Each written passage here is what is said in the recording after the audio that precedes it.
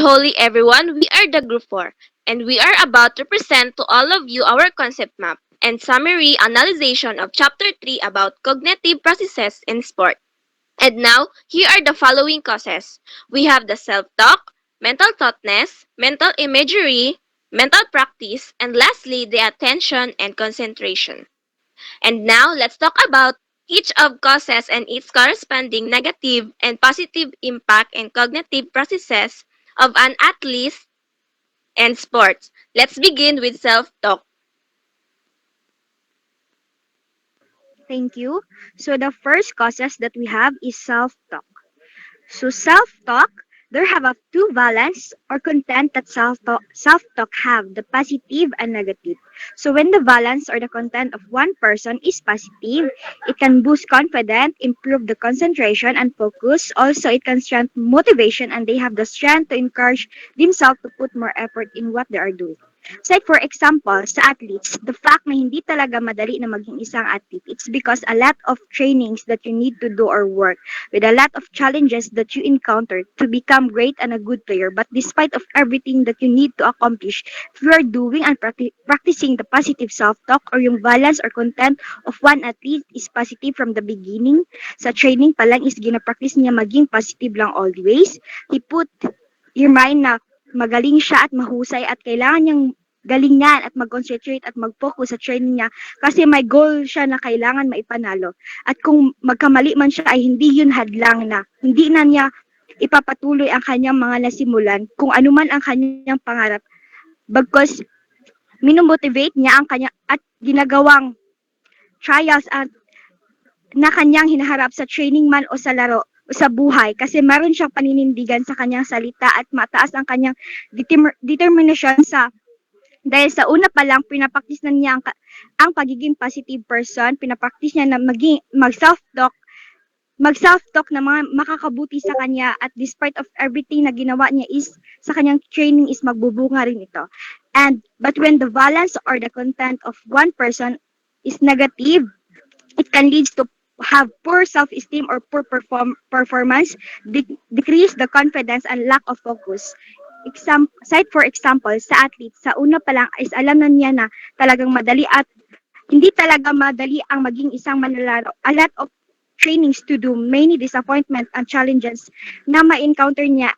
And in the first place pa lang, alam na niya yun, but pinursu niya na maging isang player. Pero ang kanyang balance is negative. Yung content niya is negative.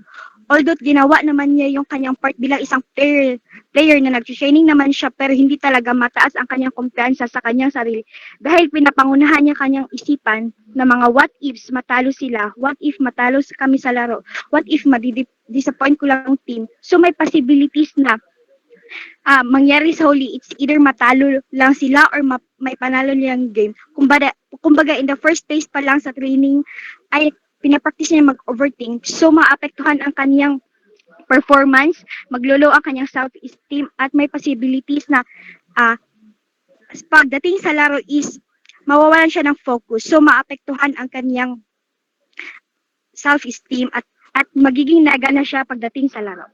So, that's all about the self-talk. Okay, thank you, Ms. Castro. Next is the mental toughness. So in the positive impact of mental toughness is the idea of being able to push past failures by remaining positive and competitive. It also involves training and preparing oneself to be mentally ready for whatever challenge comes our way. So example is, kagaya ng sinabi ni Ma'am LJ, people who have great mentality has a great confidence. Example is, athlete is having an injury. An athlete that has a great mental toughness will set clear goals, realistic goals, or athletes who are natural goal setters, yung mga athletes na nagsiset talaga ng goals pag na-injury sila. Athletes will recognize the injury or ina-accept nila yung injury at visualize nila yung healthy na sila. At hindi ina-underestimate yung power ng visualization. And when you are too confident and too much comfortable, mapapasok din yung negative impact in mental toughness. So in mental toughness, in negative impact can be developed, but when the going gets tough, the odds seems long. Resiliency starts to come down when you can cope up with it, causing athletes to break down. So example is, yung mga athlete na confident masyado,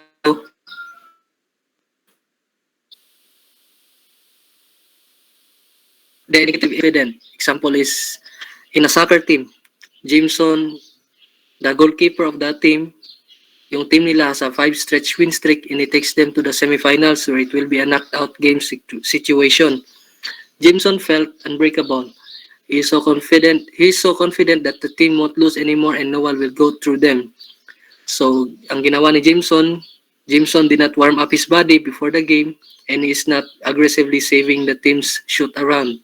So, during the game, Jameson gave up a goal at the last 10 minutes of the game and it could knock them out in the tournament. 5 minutes later, Jameson let in another goal and he freezes right in front of it.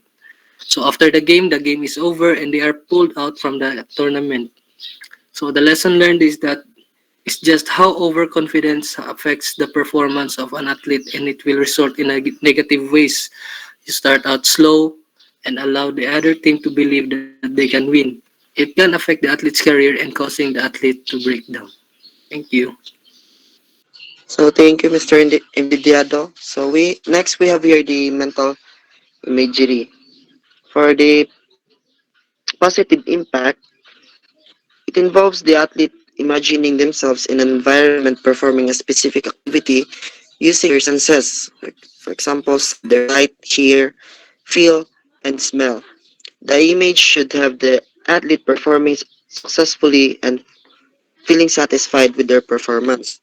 So, for example, a basketball player is handling a ball and trying to reach on their court, but two of his opponent is trying to block his way and screen him para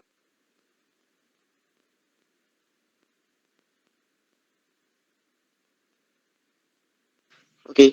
But two of his opponent is trying to block his way and screen him para hindi siya makapunta sa kanilang court.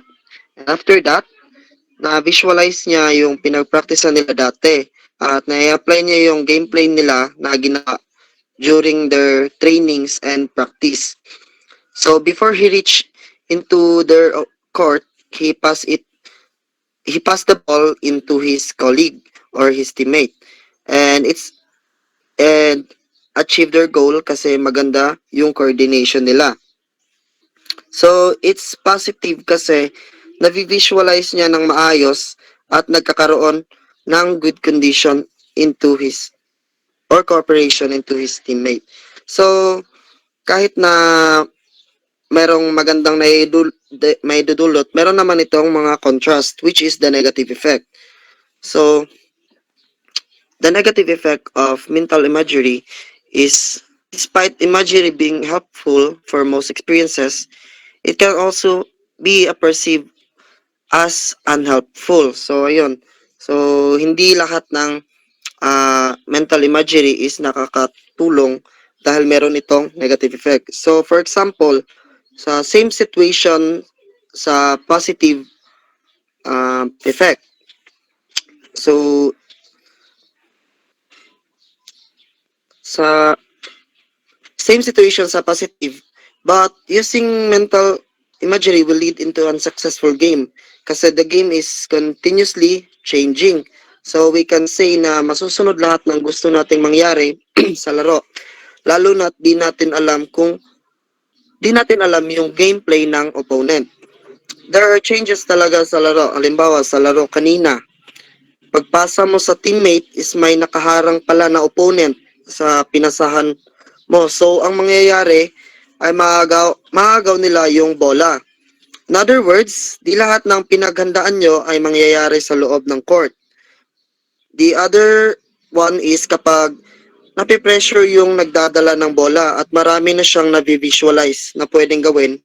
Pero yun nga, mahirapan siyang i-execute kasi nag-aalangan siya dahil baka ganito o ganyan yung mangyari sa and the result will unsuccessful at there's possibility na hindi nila may panalo yung game. So that is mental imagery. Thank you, Mr. Calejano. So, let's proceed sa mental practices.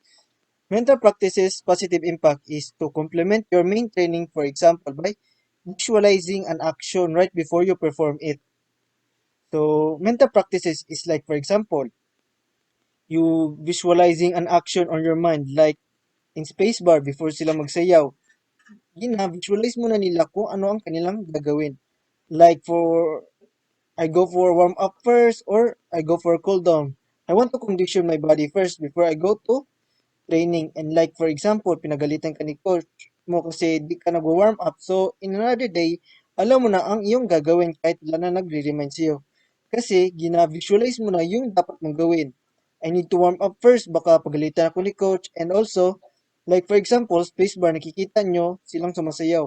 Kahit walang music sa paligid or walang pinapatugtog sa paligid.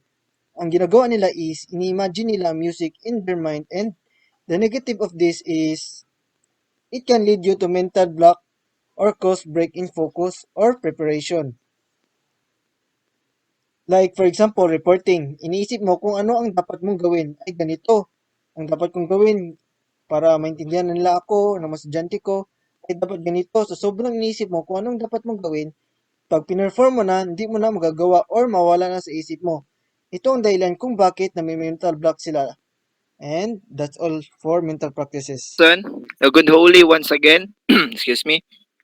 So now we will going to discuss and define another positive and negative causes and effect to an athlete's performance, which is the attention and concentration. So si attention and concentration is magjowa yan silang dalawa. Hindi yan sila pwedeng magkahiwalay. It's because kapag nasaan yung attention mo, nandun din yung concentration mo. Attention has two types. The selective attention that focuses only at one responsibility at a time, while divided attention has several responsibilities and you are giving attention on both responsibilities. For us to understand it clearly, I will give you a scenario. So a person who is a student athlete rather, and also a working student. So in the morning, he is a student, which is he is giving attention and concentration for being a student. Kumbaga, siniset aside niya muna yung pagiging atleta niya, siniset aside niya muna yung pagiging working student niya. He is giving 100% attention and concentration sa pag-aaral muna. So meron siya ditong systematic plan. So next, in the afternoon, he is an athlete. Focuses in giving attention for being an athlete, concentrate to practice and improve his skills.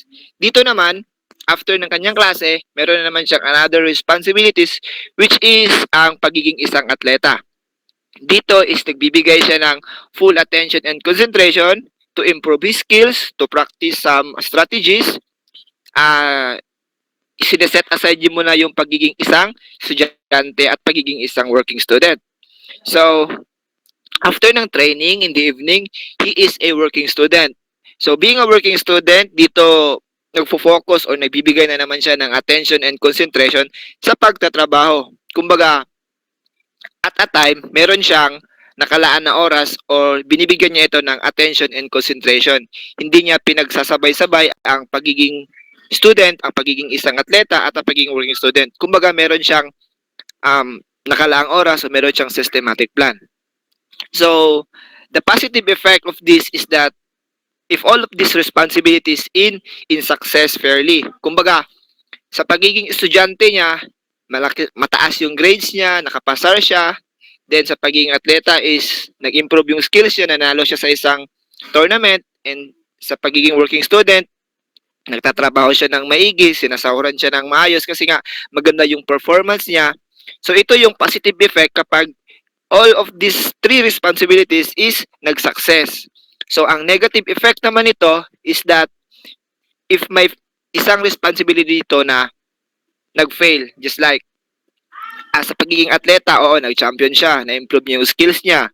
Sa pagiging working student is that nakakapagtrabaho siya on time, yan, sinasahuran siya ng maigi, kasi nga maganda yung performance niya, but then yung pagiging student niya is napabayaan niya. Dito, nagkaroon siya ng failing grades. Ayan. So, yun yung negative effect ng attention and concentration. And that could be all for my part. Thank you. Okay, so to sum everything, So we have here now our summary analysis. So in our summary analysis, we conclude that self-talk, mental toughness, mental imagery, mental practice, attention, and concentration, or the five main causes, have a positive or negative impact on an athlete's cognitive process in sports. But it depends on how an athlete perceives and handle his or her cognitive process. What has been perceived and thought in the mind will be followed and practiced by its actions until it becomes a habit that will result in failure or a fruitful and successful outcome. So, according sa five causes natin, now we have the self-talk until the attention and concentration. It is not just a causes on which it is also a process na nagsisimula sa self-talk. No? If you have a self-talk, a good, a positive, or negative self-talk, or even a positive self-talk, mold or magkakaroon ng power ng athlete ng mental toughness. And if he is mentally tough, no, magiging clear or it will result into a clear mental imagery. If may clear siya na mental imagery, then yun yung kanyang maipapractice until it becomes part of his or her habit. And at the same time, kung yun yung pinapractice niya at nagiging ng kanyang habit, no, then nandoon rin ang kanyang attention and concentration. So by that it can cause into a fruitful or a productive um, outcome at the end. So and if that process is not effective, no, if negative from the start, negative ka na mag-isip, negative na yung perception mo or negative na yung paggamit mo with that causes, then babalik ka sa self-talk on which kailangan mo ulit na i-boost yung sarili mo, kailangan mo ulit na ng sarili mo ng positive things. Kasi kung sino pa ba mag-boost ng confidence mo kundi ikaw lang. We should not rely on our environmental aspects kasi they are just one of those aspect na makakaapekto sa atin. So that is why self-talk is one of the most important thing to do if especially in having the cognitive processes in sports for an athlete. So that is why these causes should be handled well as they affect and influence the cognitive process of an athlete in sports or even the different performances or situations that a person may be facing. So that would be all. Thank you for listening and once again, good holy.